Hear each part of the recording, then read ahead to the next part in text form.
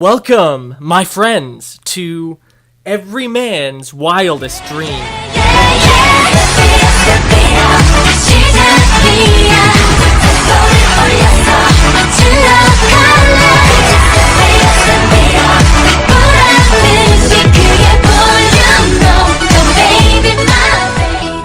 Before we get started, I hope you're all ready to confront the unthinkable tonight, because I'd very much like for you all to meet Chisato, certified dime and protagonist of Fuufu ni. Ladies and gentlemen, please contain your heart attacks.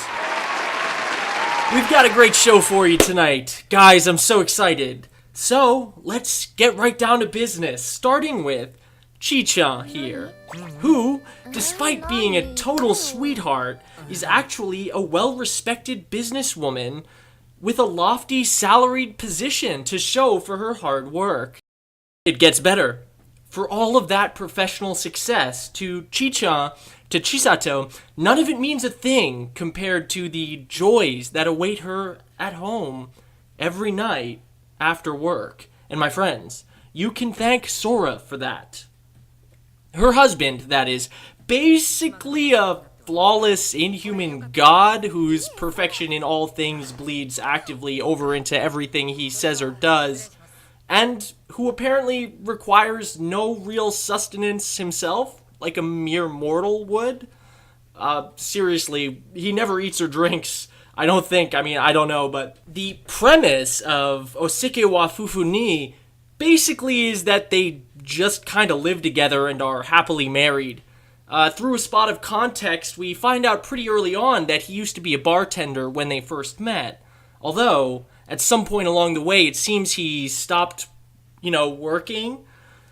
Brilliant. I love it. Say no more. I'm sold already, guys.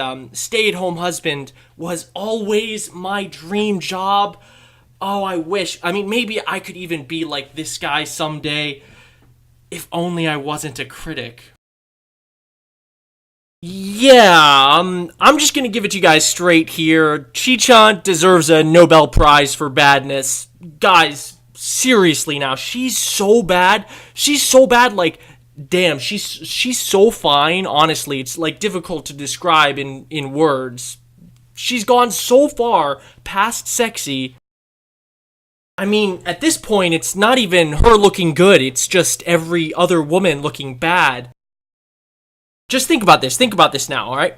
Day in and day out, she's working, bringing home that high-end corporate boss money, baby, like, while her husband stays at home being a fucking savage or something, I guess. I don't know. And every night, after all of that, she comes home, subjects herself to whatever experimental cocktail her husband has ready for her, and then cheerfully takes it in the ass or something. What a goddess. For real, I think this must be the perfect woman. This has to be what regular women evolve into. But, all jokes aside now, these two really do seem genuinely happy together. That's something the show does really well. It's clever, actually. The reason why it works so well, basically, it's because Fuufu ni makes their romance itself a character.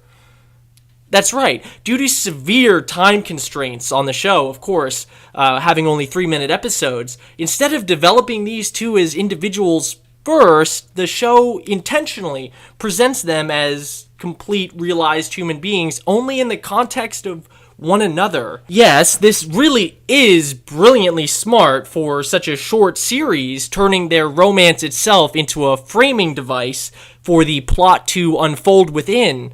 But more importantly, way more importantly, it's also the means by which we're all going to further study Chi-chan and her husband Sora. And you know what? I'm going to tell you exactly what we'll find when we do. Chi-chan adores him. That's the long and the short of it. Fuufu ni clues us into this pretty expertly and almost immediately. She delights in him. She's just head over heels for him. It's obvious. She doesn't just work for him.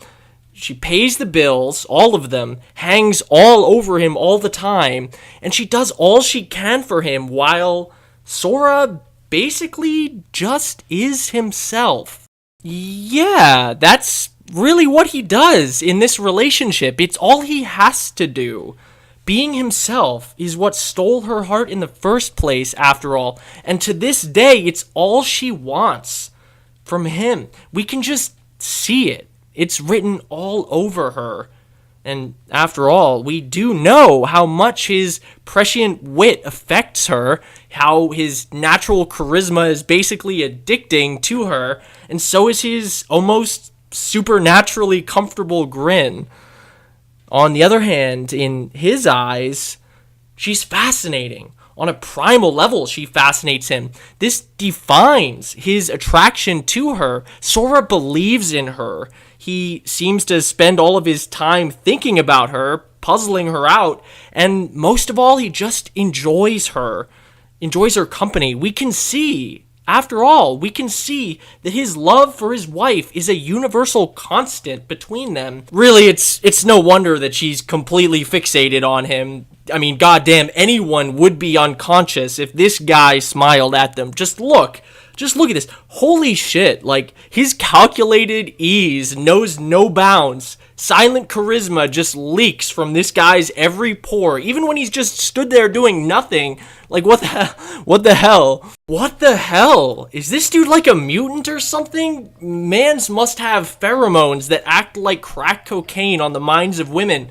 Maybe he smells like heroin or something. I don't know. Realistically, it's got to be something like that to explain why Chisato swoons into other dimensions every time he looks at her. And let's not forget that Chi-chan is literally an ascended goddess deserving of ceaseless worship. So this is really saying something. That's really saying something. All right. Honestly, this whole formula just works out so well for the show. It does so much with so little, given the structural framework of its otherwise very short 3-minute episodes. Of course, while that kind of extremely limited runtime does necessitate a very tight story focus, a very narrow plot, Fuufu Ni actually succeeds most dramatically by embracing this fact, not fighting it. It's never trying to do too much, always maintaining that zoomed-in romantic comedy perspective, keeping the spotlight on our two main characters as husband and wife, as it should be, while still managing to introduce and develop a small supporting cast of other characters. And all of this also does wonders for the pacing, as you might imagine, with a 36-minute series like this that's crucial. But thankfully, all of the 12 episodes never really feel rushed, none of them. All things considered, I've got to say, especially considering how little time it's going to cost you, above all, this series absolutely earns a recommendation from me. Go watch it, guys. If you haven't, just go watch it. And you can take that to the bank. Thanks for hanging out with me again tonight, guys. I really appreciate your time, as always, and I hope to catch you next time around on whatever my next video is. Maybe the next Jalal and Urza, maybe something else.